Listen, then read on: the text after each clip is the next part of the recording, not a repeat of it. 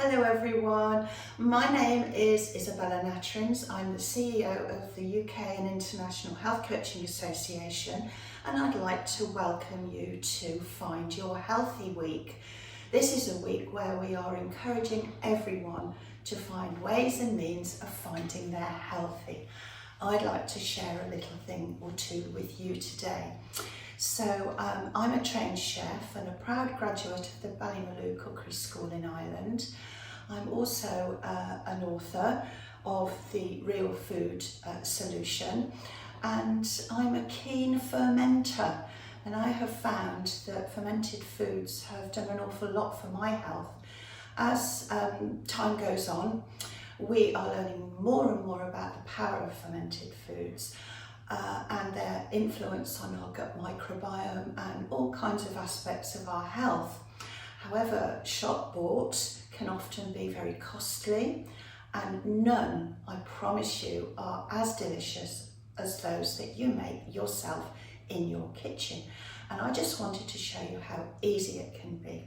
So here we have some kits that you'll need to make a jar of this lovely fermented cabbage.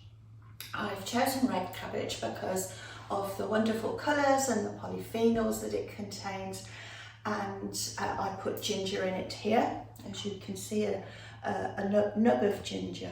All you need is red cabbage, cut it in half and in quarters, grate it on a wide grater or a fine disc on your Magimix or food processor if you have one. Grate it into a large bowl like this. Add salt. This is sea salt. I recommend you don't use the industrial table salt. This is much better for you. If you like, you can add caraway seeds. Caraway seeds are a lovely addition to cabbage. You can use red cabbage or white cabbage. We end up with a lovely, very delicious, very zingy, tangy condiment, which you can use with salads. We have it with our breakfast when we have a hot breakfast. We use it in all kinds of ways. It really is delicious, and it actually helps your digestion if you have a spoonful or so, even before you start any meal actually. So once you've grated the red cabbage into your bowl, and you've grated on a fine grater the ginger, we need a rolling pin. And so we have a heap of red cabbage in here, we've added the salt, and then we really just, all we need to do is bash, bash, bash, bash down. As you're bashing the cabbage down, it will release liquid. When you've got a good lot of liquid there, have a taste. If you like the taste, it should be a tiny bit saltier than neutral. You're ready to pack it into jars like this. Push it down as you pack it, not too tightly, but tightly enough so that there aren't any air spaces. If you don't have a kilner jar, it doesn't matter, you can make a couple of these. This kind of size of kilner jar, I think an average red cabbage is enough to fill that.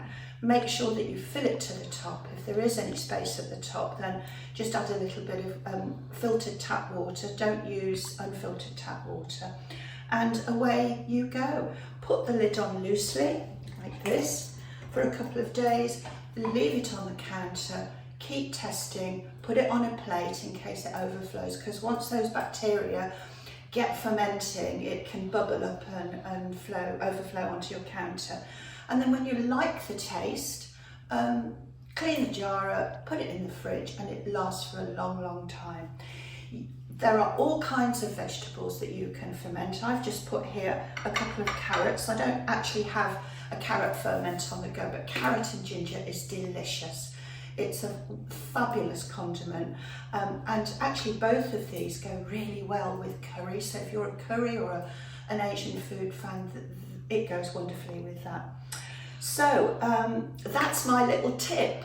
Try fermented foods. For the price of a cabbage and a bit of salt and a bit of your time, you've got a really powerful pro and prebiotic as well.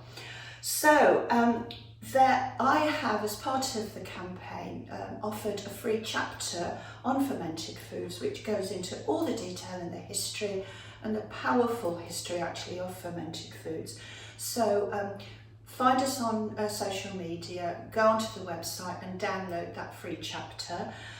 There is also actually a chapter in this book on the herbs and spices, which obviously if you're adding to your ferments, it will make them even more delicious and nutritious.